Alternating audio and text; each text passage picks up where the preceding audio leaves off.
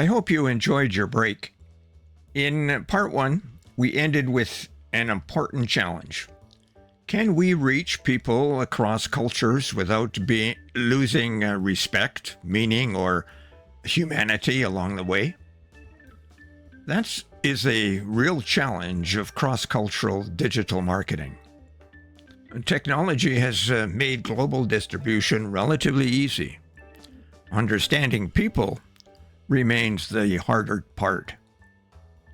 And perhaps that is good news, because responsible digital marketing has never been simply about reaching the largest number of people. It's about communicating something valuable to the right people in a way they can understand and trust.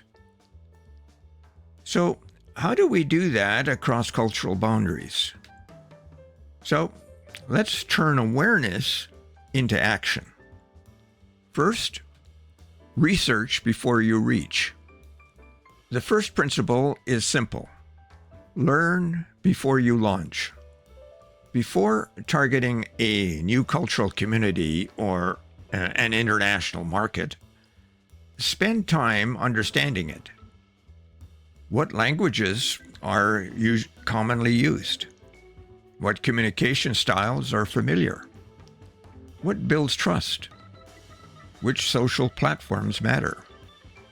What payment methods are common? What social customs could affect your message? And there are local holidays, traditions, and historical experiences you should understand.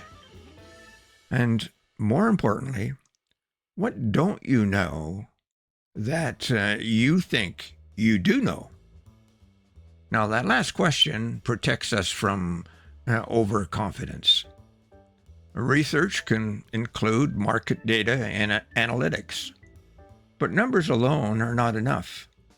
So read local publications, study competitors, listen to conversations, talk with customers, and whenever possible, involve someone who genuinely understands the community you're trying to reach. But don't just study people, listen to them. Number 2, localize the experience. In part 1, we discussed the difference between translation and localization. Now let's make that practical. Imagine your website says, "Take the plunge and knock it out of the park." An English-speaking North American audience may understand both expressions. Translate them literally into another language, though, and you may produce something rather strange. Localization asks, what would communicate the intended meaning naturally to this audience? And that may require changing the expression entirely. The same principle applies to headlines, product descriptions, calls to action, testimonials, dates, currencies, measurements, forms of address, images, video captions, even the examples you use in an online course. Good intentions and good localization doesn't merely change the language. It makes the experience feel as though the audience was considered from the beginning. Number 3, audit your words. Before publishing cross-cultural content, read it again with fresh eyes. Look especially for idioms, slang, sarcasm, abbreviations, jargon, cultural references, sports metaphors, political references, humor, expressions involving religion or traditions. None of these are automatically appropriate. The question is whether they help or hinder understanding. If your audience has to decode your cultural references before they can understand your message, simplicity may be the better strategy. Clear communication travels well. Number 4, audit your images. Now do the same with your visuals. Ask yourself, who is represented? Who is missing? What does the setting communicate? Could a symbol carry an intended meaning? Are hand gestures appropriate? Does the image reinforce a stereotype? Does it accurately represent the people you're trying to reach? Be especially careful with images generated by artificial intelligence, though. AI can produce impressive visuals. It can also reproduce cultural cliches or inaccurately combine clothing, architecture, traditions, and symbols. A visually beautiful image can still communicate cultural ignorance. Technology helps create the image, but human judgment remains responsible for what gets published. Number 5, test before you scale. One of the best safeguards in cross-cultural marketing is surprisingly simple. Ask someone. If you're preparing an important campaign for a commonly for a community you don't know, well, find people who do. Show them this copy, show them the image, ask how the message feels, ask what they notice, and ask whether anything seems confusing, inappropriate, unnatural, or unintentionally humorous. And here's the difficult part. Listen to the answers. Don't ask for feedback just to confirm what you've already decided. Testing is valuable because it can reveal what we cannot see through our own cultural lens. A small test can prevent a very public mistake. Number 6, make the call to action fit the relationship. Digital marketers spend considerable time developing calls to action. For instance, buy now, act today, don't miss out, claim your spot. Now, these appropriate approaches may work well with some audiences. Others may respond more positively to trust, relationship, information, reassurance, or community benefit. The culturally aware marketer doesn't abandon persuasion. Instead, we ask, what kind of invitation feels appropriate here? And sometimes the strongest call to action is not pressure, it is confidence. So, learn more, see how it works, explore your options, talk with us, discover whether this is right for you. The goal is not to manipulate someone into clicking. It is to help the right person take the next appropriate step. Number 7, don't outsource cultural judgment to artificial intelligence. Artificial intelligence deserves special attention here. AI can help marketers brainstorm, translate drafts, generate images, adapt headlines, summarize research, and create variations. Now, these capabilities can be extremely useful, but AI should not become our cultural authority. I use AI all the time, but I try to keep it within the context of what I'm talking about. A generated translation may be technically accurate, but culturally awkward. An AI image may contain stereotypes.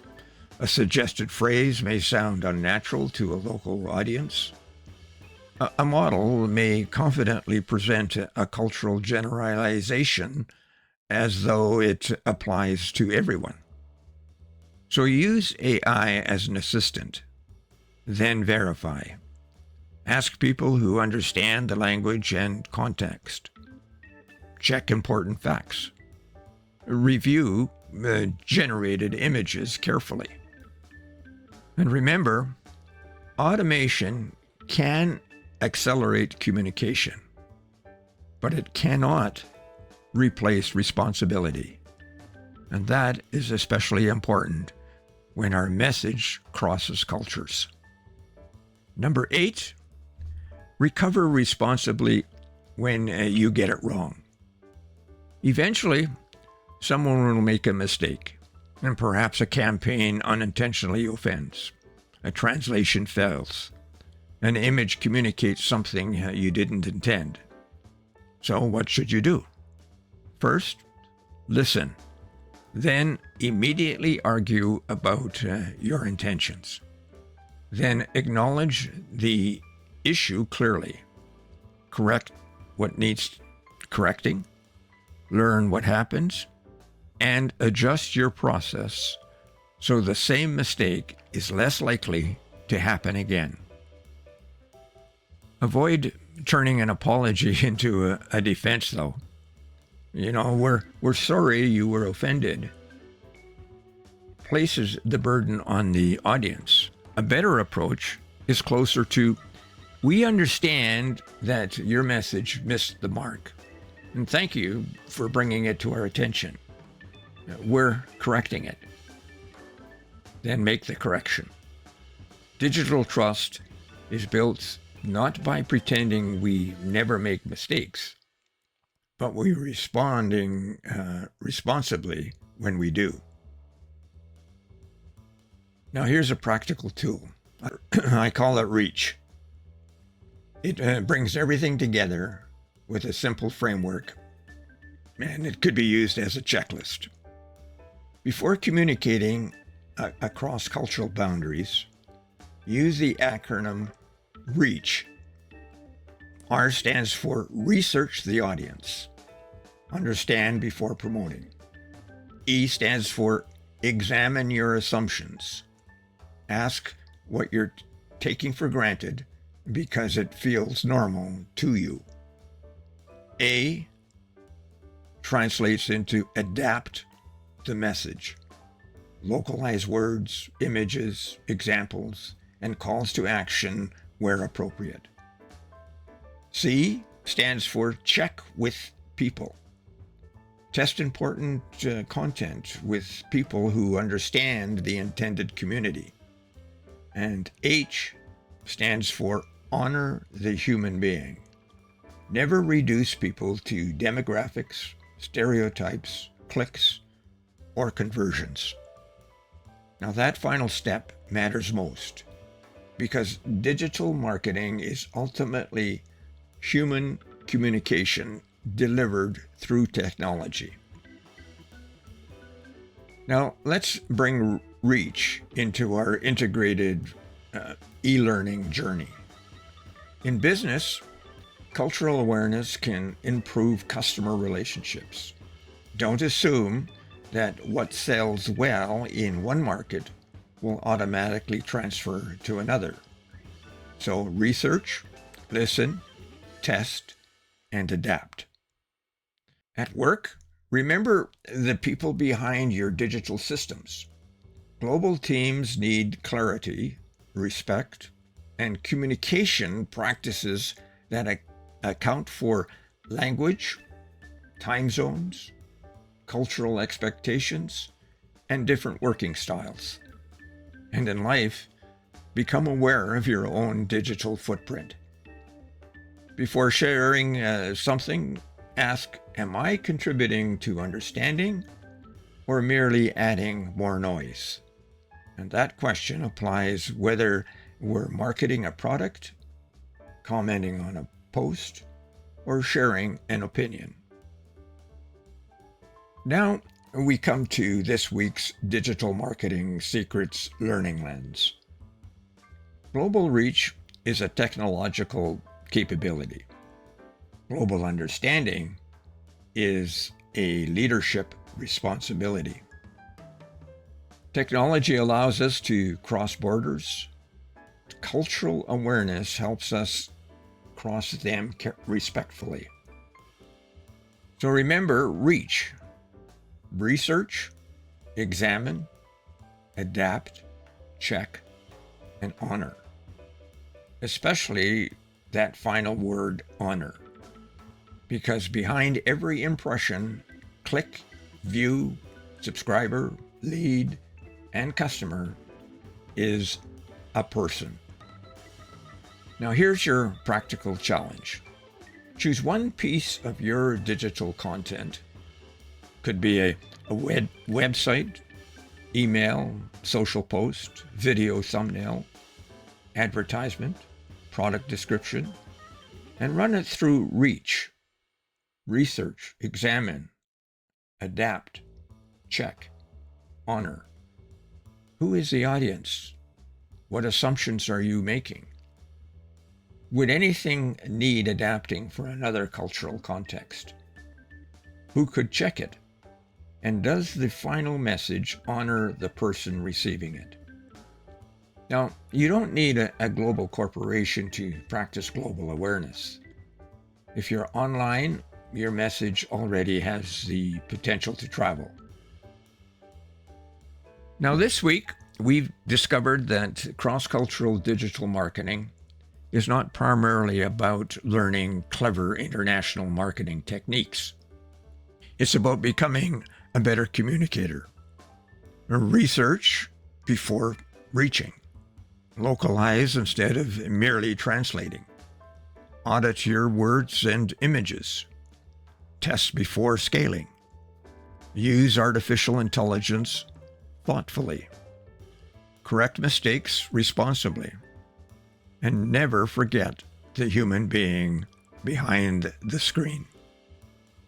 Now, that's what adaptive leadership is all about. We don't simply adapt because the technology changes. We adapt because the people we serve deserve to be understood. And that brings our leadership lens together. The FMelearning Leadership Companion, working across cultures, a survival guide, invited us to become curious before expecting to be understood. And that communication is below. The listening heart reminded us that unity does not require uniformity and challenged us to see the person before the label. You can listen to this on this same channel. And Coaching Talks showed us how cultural awareness becomes workplace competence. And that too is on our channel. And Digital Marketing Secrets has brought the journey into a borderless digital environment. Spiritual leadership asks us to recognize dignity. Performance leadership asks us to work effectively across difference. And adaptive leadership asks us to communicate responsibly as context changes. One focus, 4 leadership lens, all leading to business, work, and life. Next week, our journey moves naturally from cultural awareness to inclusion.